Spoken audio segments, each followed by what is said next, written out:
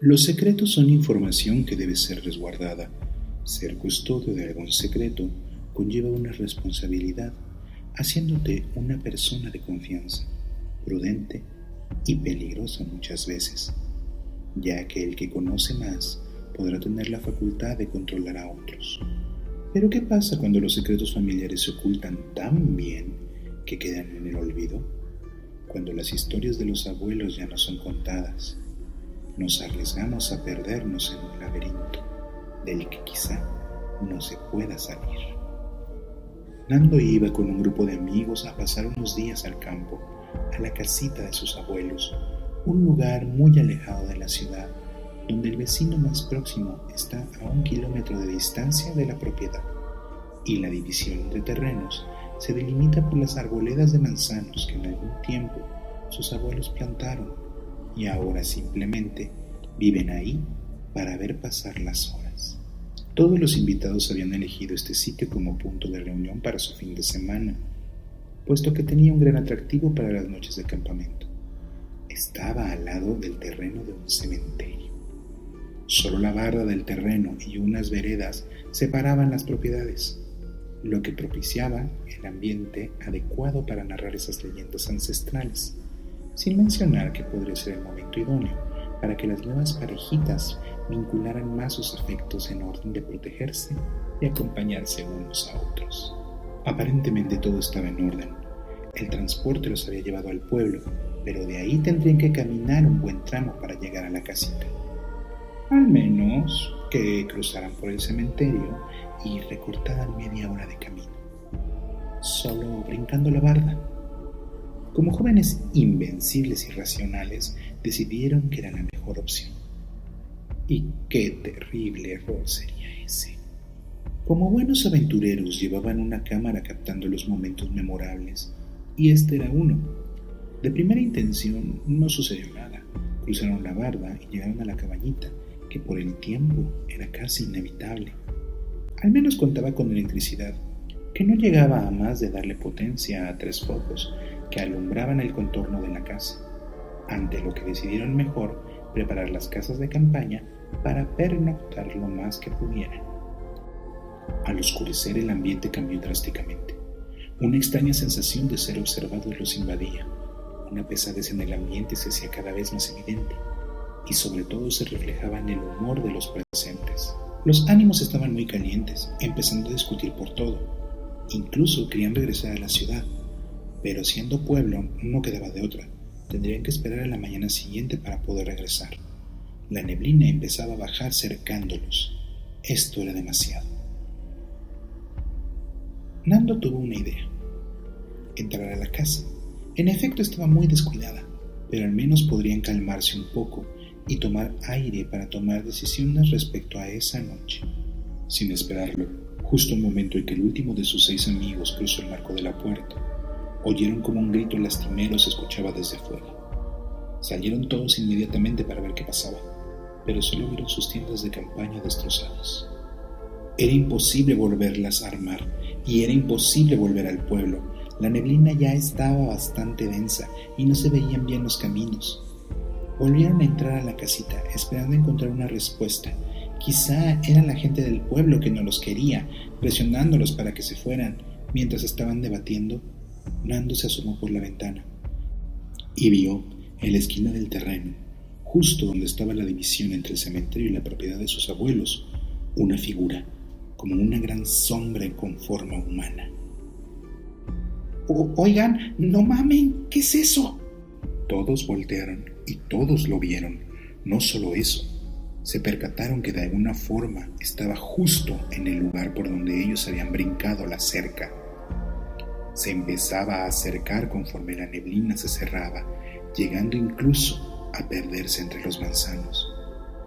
Pero no se acercaba más allá de donde la luz de los focos llegaba a alumbrar. Conforme pasó la noche se calmaron los ánimos.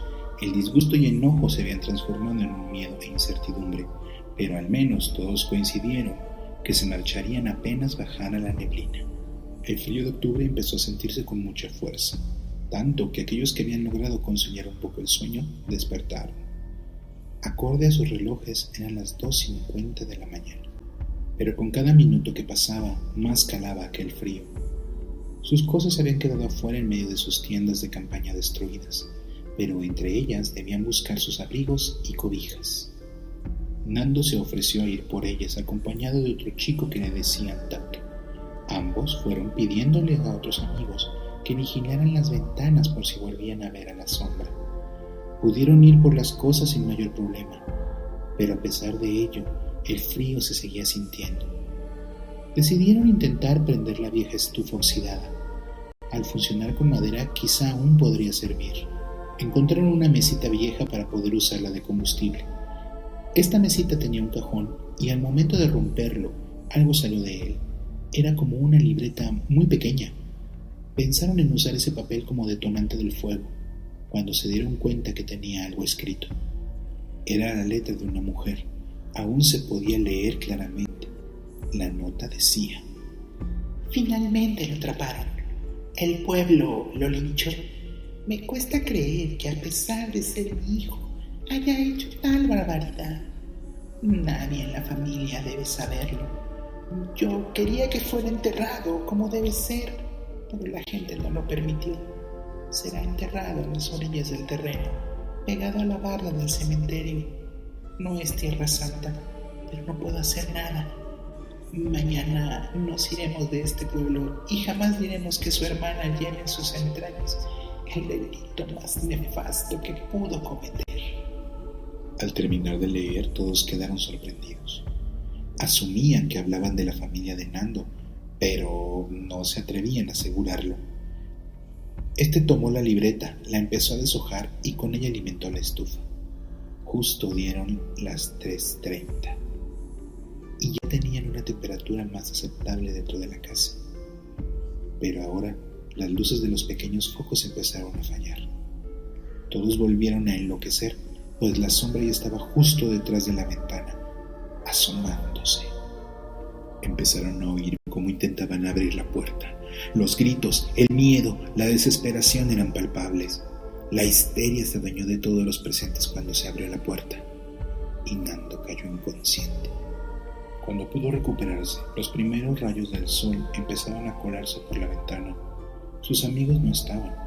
Rápidamente salió y los vio a todos sentados alrededor de la hoguera calentando el desayuno. Las tiendas de campaña intactas.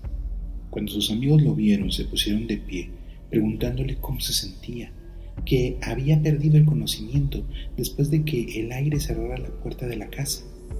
Tato le dijo que les había dado un gran susto esa noche, pero que se alegraba que ya estuviera recuperado. Nando evidentemente estaba consternado. Había sido tan real todo.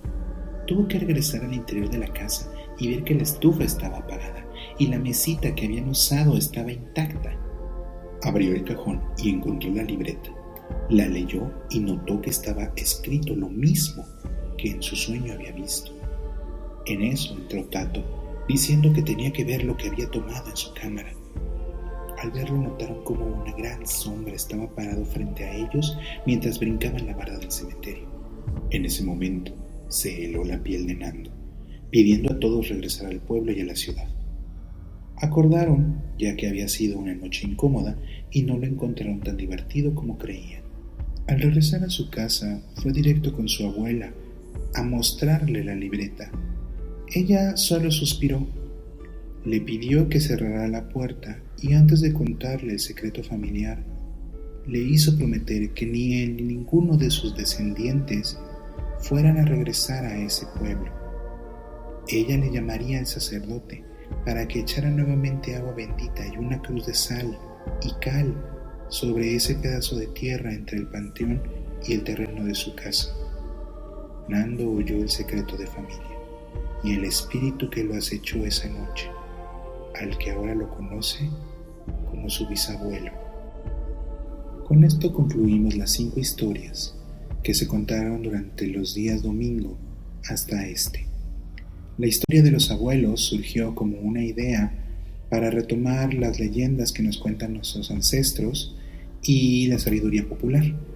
Sustituyó a las calaveritas este año. Ustedes díganme si volvemos a las calaveritas o si para el próximo año seguimos construyendo este maravilloso mundo de historias ancestrales. Quiero agradecer especialmente a Leslie Arellano, por ayudarme a la edición de estos audios que han costado bastante trabajo. De antemano, Les, muchas gracias y espero que les hayan gustado historias de los abuelos.